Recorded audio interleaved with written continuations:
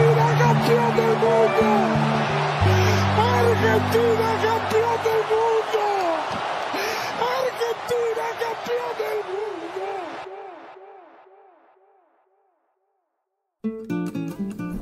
Rosario, troisième plus grande ville d'Argentine. C'est ici que notre périple commence, à plus de 11 000 km de la France.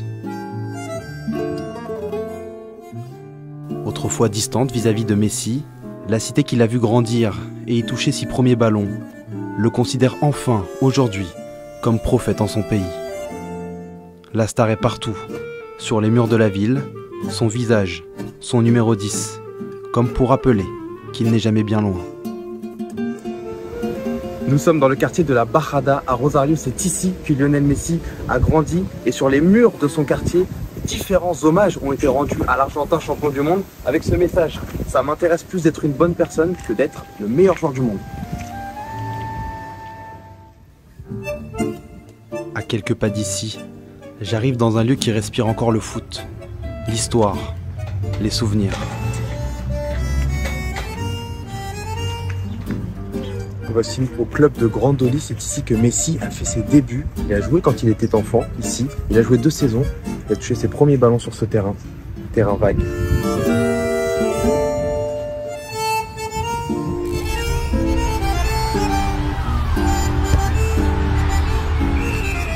Rien ne semblait pourtant prédestiner la Pulga, la puce, en argentin, à devenir le meilleur joueur de l'histoire.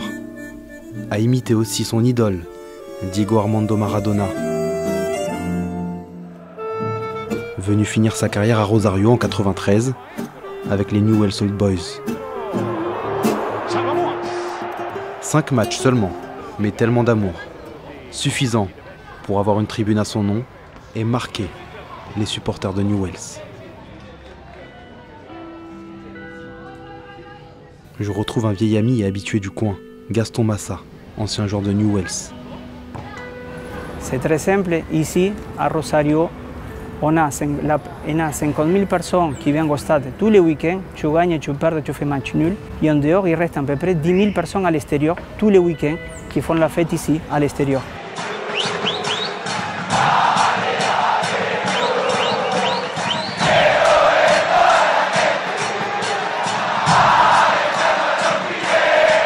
Tu vois dans la rue, tout le monde est avec ses maillots, tout le monde encourage l'équipe. Ici, c'est vraiment à part. Un club tellement à part, à quel point qu'aucun autre maillot n'est autorisé dans le complexe. Étonnant. On poursuit la visite avec Gaston dans le stade. Et on découvre le siège de Diego Armando Maradona. Tu vois, là, c'est les jours de match, il a signé les jours de match Newell's Old Boys, Gimnasia y Esgrima. Il était assis, Diego Armando Maradona. Dans son fauteuil. Dans son fauteuil. C'est le roi. C'est Dieu. Dieu, Dios, disparu le 25 novembre 2020. Toute l'Argentine pleure. Son Dios, âgé de 60 ans. Endeuillé pendant 3 jours, les Argentins rendent hommage au Pibe de Oro, celui qui réunissait riches et pauvres. Era todo, tiene todos los sentimientos. Un día lo amabas, el otro día lo odiabas, el otro día lo querías ahí, el otro día no lo querías ver, y eso era todo un conjunto de él. Una maravilla. Le vimos el mundial, vio, cuando él agarraba la pelota era seguro. Difícil que haya un jugador como, ojalá llegue a salir, un jugador como Maradona. Malgré son récent transfert à l'Inter Miami, les supporters de Rosario n'excluent pas de voir Messi porter le maillot de Newell's.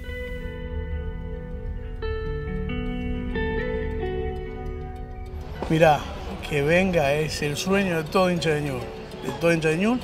Es más, te digo, de muchos equipos acá de Argentina, porque no solo le vendría bien a Newell's que venga, sino a los demás equipos. Hasta la AFA le viene bien que Messi vuelva a Argentina. Que vuelva, que venga a jugar a Newell's. Aunque sea 6 meses, sería un sueño para todos. À la formation. Aux côtés de Messi, beaucoup d'autres joueurs sont passés par Newell's. En plus de Maradona, il y a eu Gabi Heinze, Batistuta, Pochettino, Banega, Samuel, Maxi Rodriguez. Suite à la rencontre avec Carlos Alberto Poncheroli, formateur à l'Académie de Malvinas, les souvenirs rejaillissent. Explícanos con esta fresca de Leo, con este mural, lo que representa aquí en Malvinas para los niños.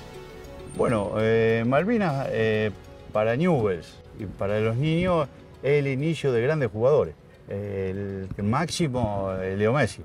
Ojalá que se nos cumpla el sueño de todo y a Leo lo veamos jugando con la camiseta en el parque, ¿no?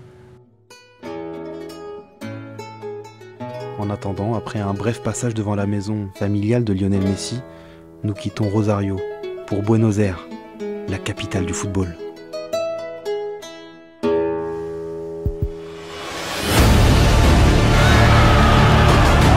¡Viva el fútbol! ¡Viva el fútbol!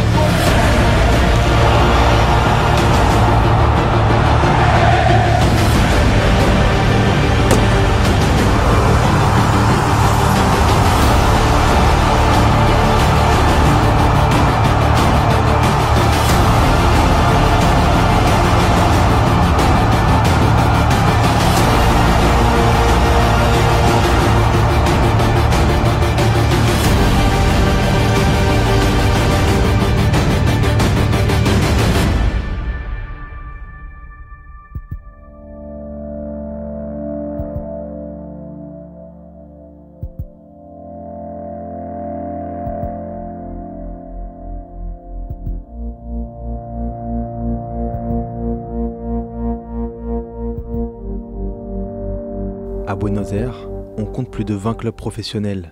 Sarsfield, San Lorenzo, Boca, River, en passant par Banfield.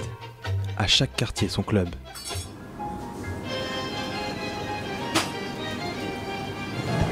Hola, ¿de qué club eres aficionado? Buen día, primero buen día y bienvenidos a la República de la Boca. República de la Boca, yo te digo todo de qué soy, de Boca, del más grande del mundo. Y porque te digo, salís a la esquina, tenés una cancha, doblás a la otra cuadra, tenés otra cancha, tenés cancha por todos lados, nacimos jugando al fútbol nosotros, jugamos con cualquier cosa al fútbol. ¿De qué club eres aficionado? Yo soy de Gimnasia y Esgrima de La Plata. Por ahí es una pasión que no se puede comparar con otros lugares del mundo, porque nosotros lo vivimos de otra forma. Nosotros podemos tener inflación, desempleo, se puede vivir mal, pero mientras el fútbol esté bien, nosotros estamos bien. ¿De qué club eres aficionado? Del más grande, River Plate. ¿Cómo? ¿Tú, River, desde niño, pero no se puede cambiar de club? No, de club nunca. No, de club no se puede cambiar nunca. De mujer sí, se puede cambiar de barrio, se puede cambiar hasta de política, de partido político, hasta de religión se puede cambiar, pero de fútbol nunca. La pasión, nunca. Mi mujer, la mamá de él, también es hincha de San Lorenzo. Nos conocimos yendo a la cancha y es como que ya también mi mujer embarazada íbamos a la cancha, igual. Le pusimos Leandro por Leandro Romagnoli, a él le dicen el Pipi. Ya es algo de familia y que ya queda. Somos muy apasionados. Buenos Aires est en fête. On est à 4 heures du match Argentine-Panama et les champions du monde vont être célébrés ce soir. Cette troisième Coupe du Monde sera célébrée ici. Regardez, la ville est en fête. Tout le monde chante, tout le monde danse, tout le monde est heureux. Nada, que esto es lo más grande que hay, loco. Para nosotros esto es lo más grande que hay, es tocar el cielo con la mano. Me emociono porque ve lo que es preciosa, preciosa. Gracias, Leonel. Gracias, Leonel. Muchísimas gracias, Leonel. Nada, yo me quedo con Leo. Resiliencia, seguir intentando, levantarse 1000 veces y seguir. Nada, este país tiene un poco de eso y él lo representa mejor que todos. Fíjate lo que fue su carrera a los 35, se le dio.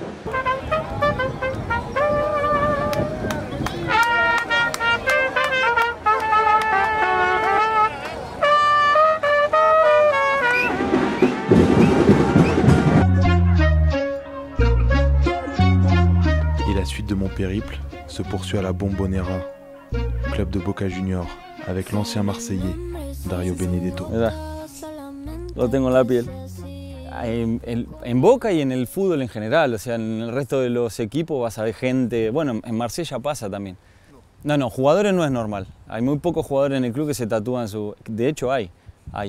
Pero bueno, la gente sí está loca, se tatúa la Bombonera en la espalda, bueno, en Marsella también se ponen...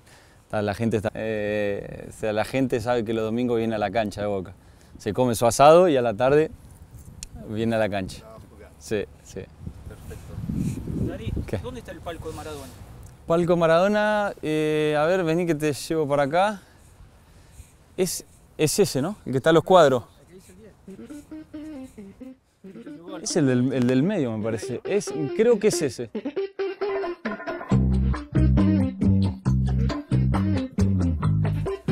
Bueno, acá estamos en el vestuario.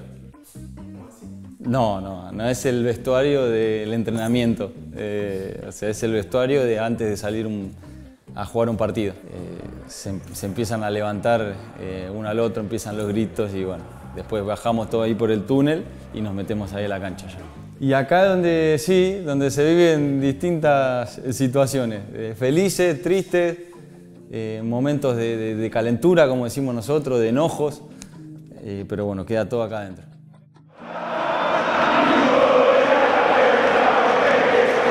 No, acá no se escucha nada. Acá no se escucha nada. Porque está muy, como si fuese muy alejado, estamos como muy alejados de la cancha. Pero cuando vos te vas al túnel que recién subíamos, vos vas en el medio del túnel y ya empezás a escuchar el blum, blum, blum, blum de la gente, de los bombos, del canto de la hinchada. Y el corazón empieza a latir cada vez más fuerte, te empiezan a transpirar las manos y empezás a tener falta de aire, pero bueno, es lo más lindo que hay. Lo que pasó me ha dejado en vela, ya no puedo ni pensar, la sangre le hierve, siempre quiere más, puñaladita, está su ambición en el pecho afilada. Pour la première fois, une chaîne de télévision française a eu l'occasion et le privilège de vivre dans les coulisses d'un club argentin.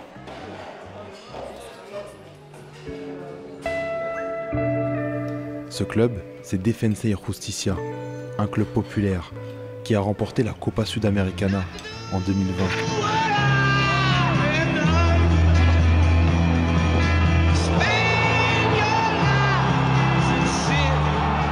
Et qui rêve plus que jamais de titiller les mastodontes du championnat.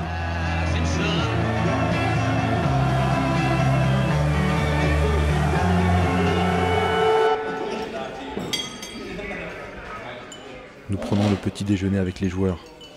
Des joueurs humbles, sympas, décontractés, qui se tiennent informés de l'actualité, des autres matchs, forcément, car le foot est partout.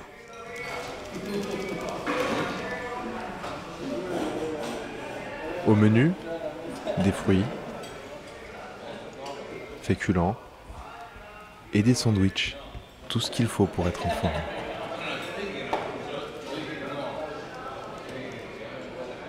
Direction ensuite le stade, et nous avons encore la chance de suivre les joueurs, dans leur intimité. La cumbia est au programme.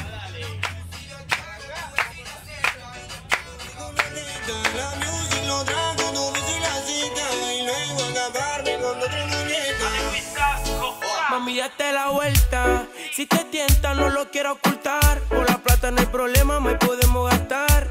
Mami, no lo quiera negar, será hoy se calienta si hablara el celular. Mami, si tú quieres... Et on se réjouit d'être champion du monde, une troisième fois. Messi, el mejor del mundo. Ya.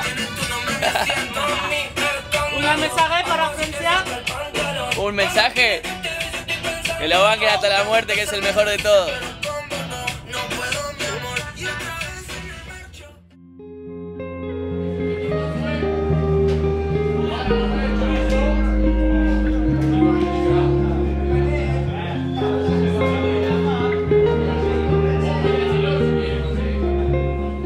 Avant le match, le club rend hommage aux vétérans de la guerre des Malwines, 40 ans après.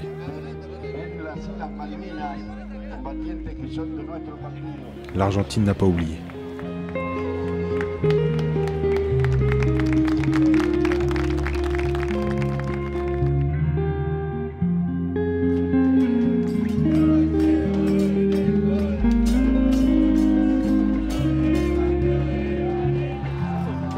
Avant le match Defensa y Justicia contre Vélez Sarsfield, le président du club nous a gentiment accueillis ici à Buenos Aires pour ce match. y lógicamente hoy el país vive un momento difícil económico, por eso quizá tampoco hay mucha gente, donde por ahí tienen que ver si poder comprar una entrada para ver un partido o llevar la comida a la casa. El hincha en esa pasión que tiene cuando ve a los jugadores, ve a sus ídolos, no importa de qué club, qué camiseta, qué recorrido tengan.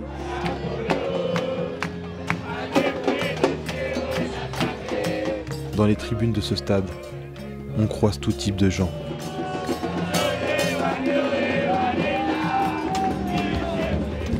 Des jeunes, des anciens, des femmes, des vieux copains, mais surtout des ambianceurs.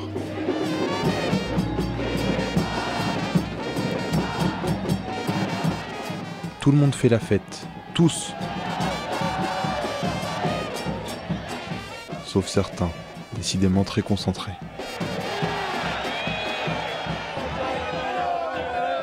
Et nouvelle exclusivité, Téléfoot a eu la chance d'intégrer la tribune des ultras de la Banda de Varela, un groupe très très chaud d'Argentine qui supporte Defensa y Justicia.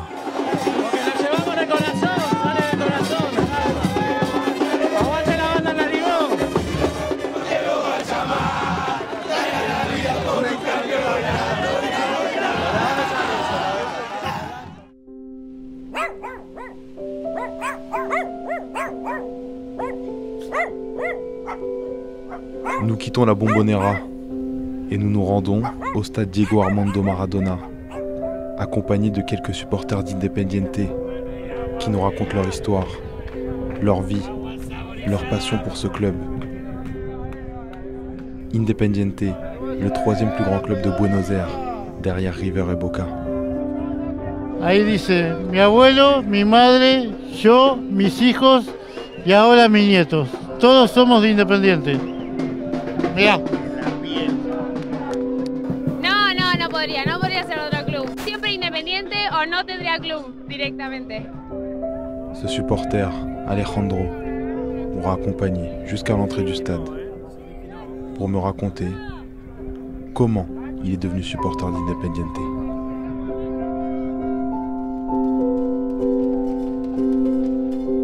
Et je prends quelques minutes pour observer ces gens dans leur folie où je prends plaisir à m'y noyer le temps d'un instant.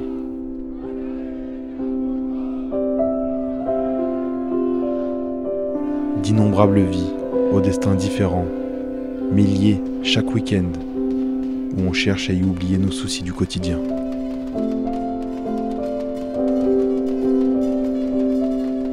J'aurais pu y rester là des heures.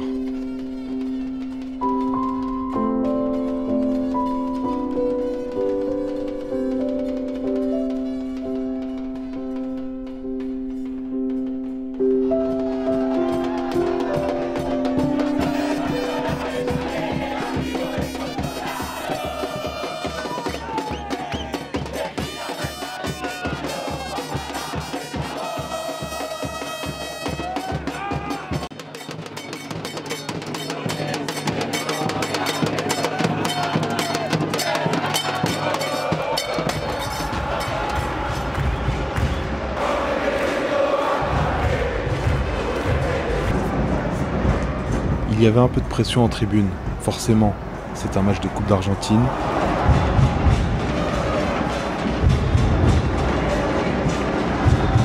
Mais à la fin, c'est Independiente qui l'emporte, 3-0 contre Ciudad Bolívar.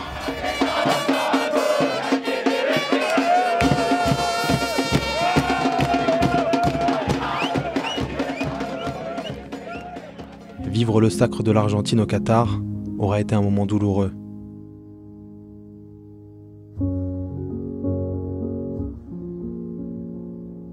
Mais venir à la rencontre de ces gens, de ces clubs,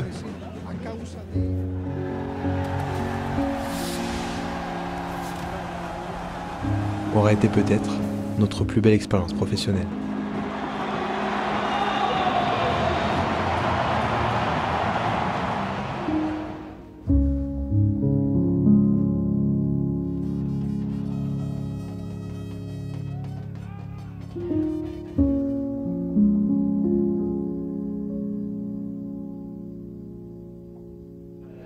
Gracias a todos.